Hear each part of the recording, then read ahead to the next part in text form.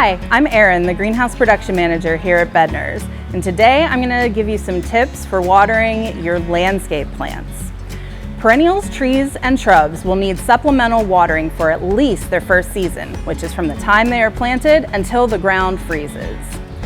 Perennials and shrubs should be watered thoroughly, regularly, at least every 3 to 4 days. However, some species or hot and sunny weather conditions may require more frequent or even daily watering.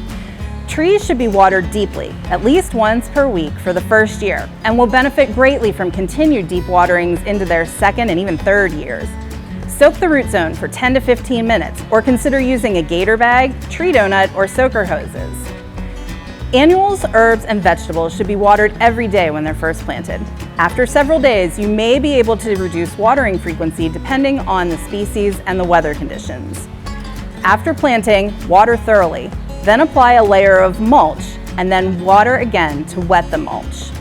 I hope you found these tips helpful. If you have any questions, please feel free to contact us or stop out and see us here at the Greenhouse in Cecil.